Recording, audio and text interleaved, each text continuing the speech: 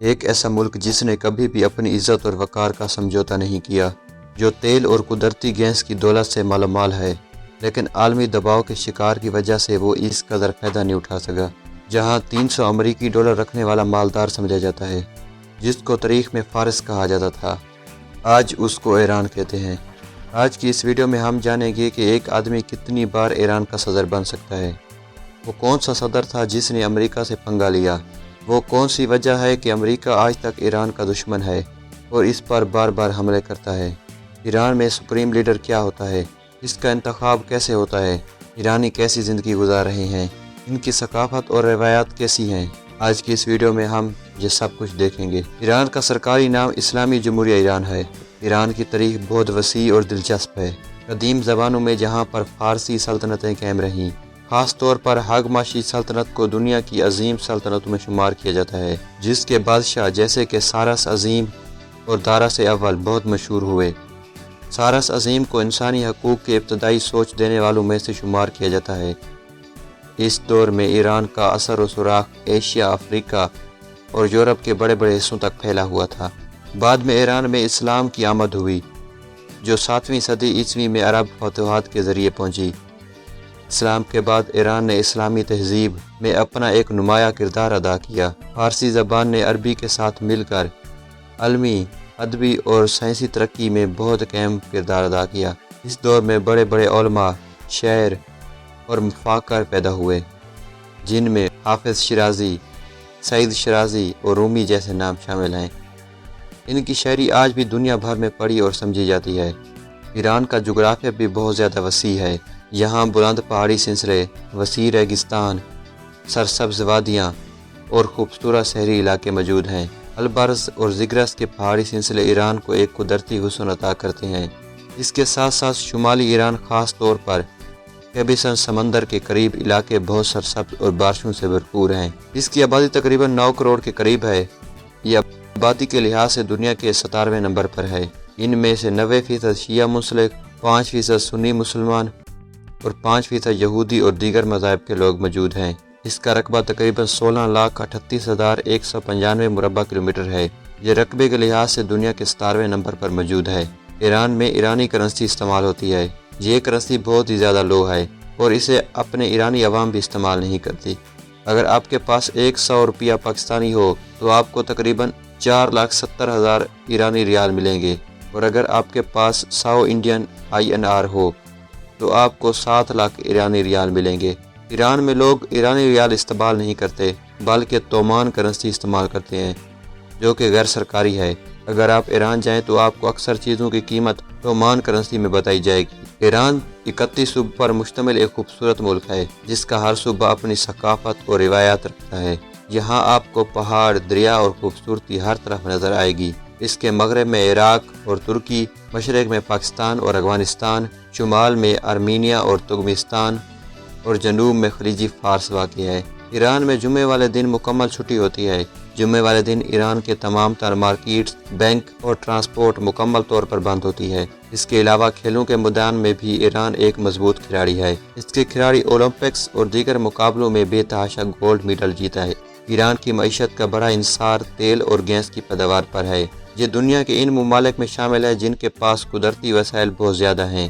تیل اور گیس کی برآمد ایران کی معیشت میں ریڑھ کی ہڈی کی حیثیت رکھتی ہے۔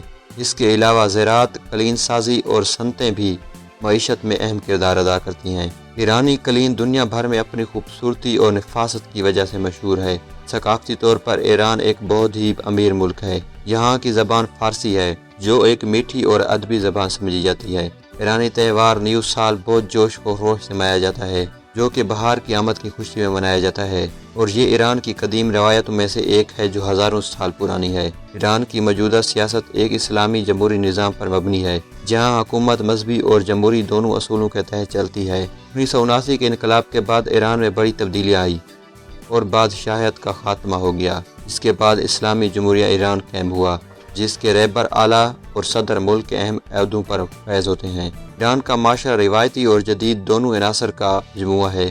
ایک طرف قدیم ثقافت، مذہب اور روایات مضبوط ہیں، تو دوسری طرف نوجوان نسل تعلیم، ٹیکنالوجی اور جدید دنیا کی طرف بھی تیزی سے بڑھ رہی ہے۔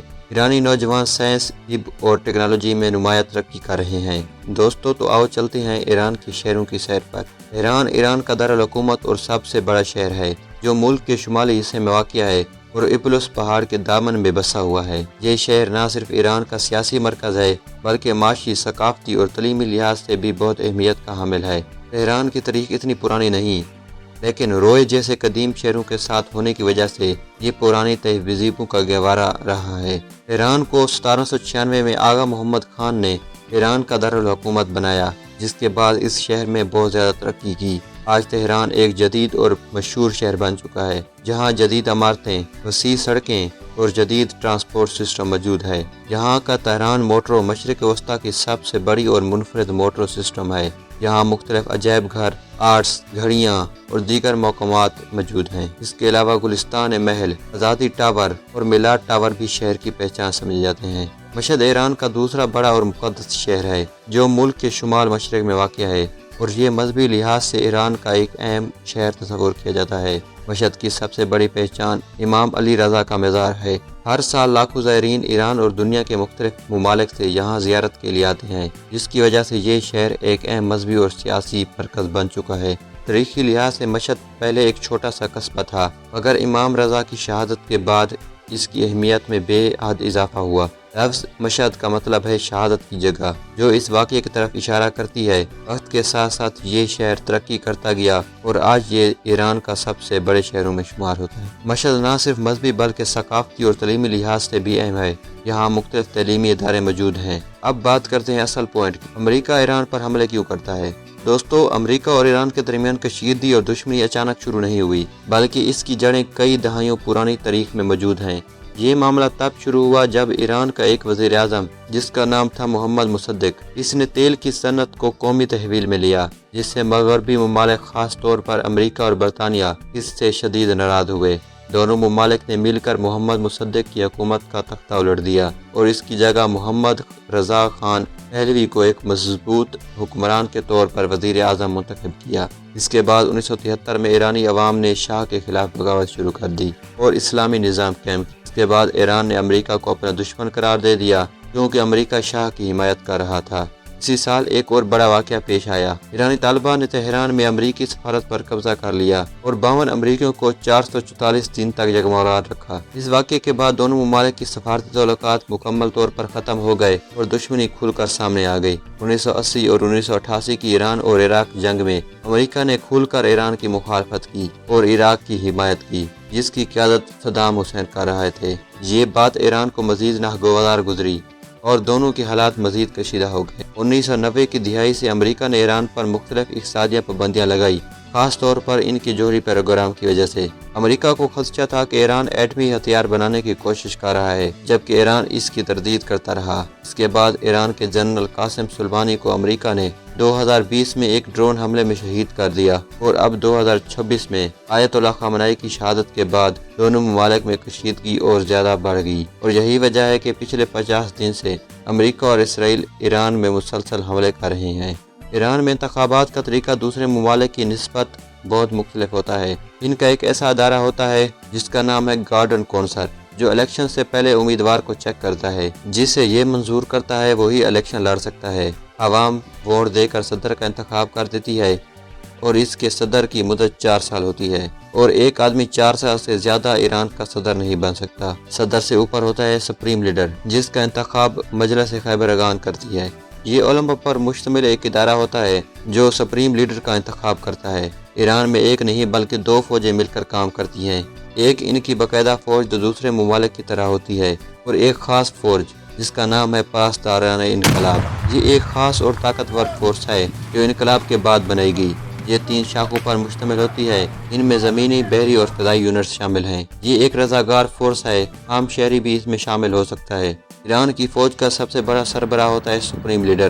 اگر ایران کے کھانوں کی بات کریں تو ایران کے کھانے دنیا بھر میں اپنی منفرد خوشبو، ذائقے اور روایتی انداز کی وجہ سے بہت زیادہ مشہور ہیں۔ ایرانی کھانوں میں مثالوں کا استعمال نہ زیادہ تیز ہوتا ہے اور نہ زیادہ ہلکا، بلکہ ایک متوازن اور خوش ذائقہ انداز پایا جاتا ہے۔